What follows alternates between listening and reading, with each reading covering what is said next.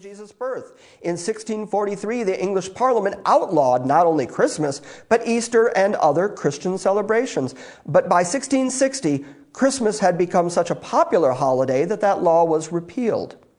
After the Pilgrims arrived in Plymouth, Massachusetts in 1620, the English misgivings about Christmas celebrations continued. In 1659, people in Massachusetts who celebrated Christmas were fined.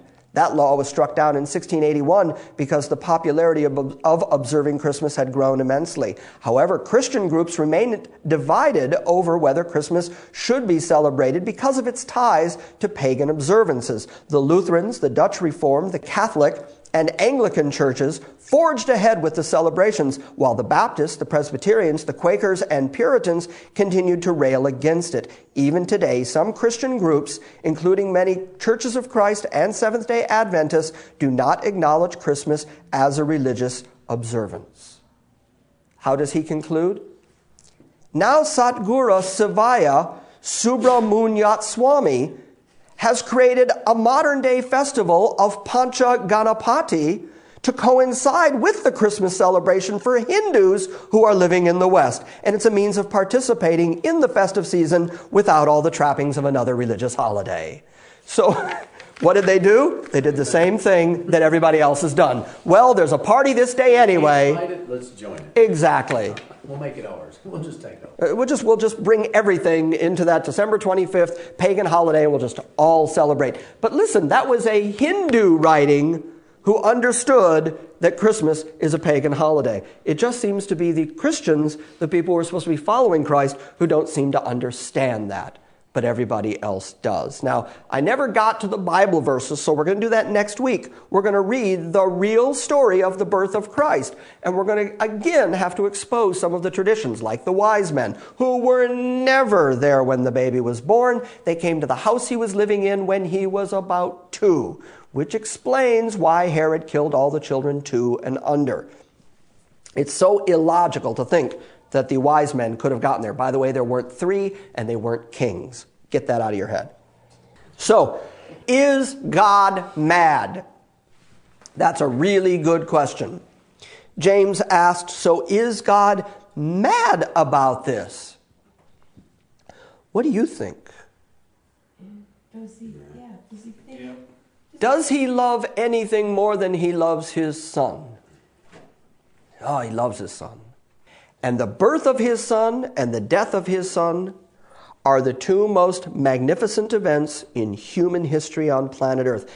God became man in human flesh, and he died for the sins of his people when he let his own creation nail him to a tree. These are the most magnificent events. The epoch of human life on planet Earth are the death and birth of Jesus Christ, and they are both now named and called and surrounded by absolutely pagan worship that God all through the Old Testament told his people don't do.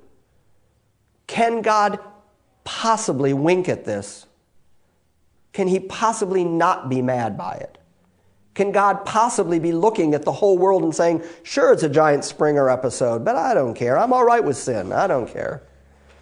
Now, there is, fortunately for us, in the Old Testament, statements about God where it says that he understands that we do things in ignorance, that he looks at us and he knows that we are but dust, and that he pities us the way a father pities their child because he knows that we just don't know any better.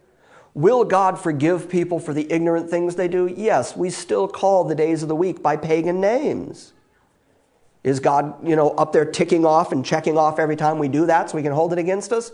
No, we live in a pagan culture as the Jews in the first century did that Jesus walked into. But Jesus walked around telling these people, don't be part of that culture. Paul told us not to be conformed to this world, but to be transformed, to have our minds renewed by the Christ that lives within us. Can we change the world and get the whole world to stop celebrating Christmas? No, it's not going to happen. But for me and my house, we will serve the Lord, as Joshua said. And the service of the Lord is such at this point in my life where I cannot, in good conscience, continue pagan worship and pretend that it has anything to do with Christianity. You're going to hear this same speech in the spring when it comes Ishtar time. We celebrate the Passover and we meet here and we take the Lord's Supper because all of that stuff is biblical. But sunrise and Ishtar has absolutely nothing to do with Christianity. Now, what are you going to do about it? That's up to you.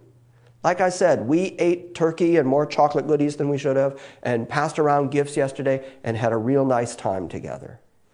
I think we all have to deal individually with our conscience once we know the truth, because the truth will set you free. And I've been saying that for weeks and weeks now. The truth will set you free. So you go with what Jennifer commented earlier, your Christian conscience, and you decide what's right for your house and your kids. But if I come to your house and you have a manger scene with wise men and Santa Claus in it, I will knock it down. Okay? You just move it to the other room like it took 2 years to get there? Yeah, exactly. Okay? You deal with it individually. I can't speak for God and say God's angry about all this stuff. I just can't imagine how he couldn't be. I have an whole Old Testament where he told the Israelites, now when you go into the land of Canaan, there will be people there worshiping foreign gods. Don't be part of it. And now the church that bears the name of Christ has inculcated all those same Babylonish customs that God told his people don't be any part of. How God cannot be upset about that, I don't possibly know. I can't imagine that it does not upset God. But does that mean that Christians, blood-bought Christians, can lose their salvation over these things? No, these are matters of conscience that once you know the truth, you have to deal with God on. Okay, fair enough? Next week, we'll look at the biblical story of the birth of Christ. Okay? All right.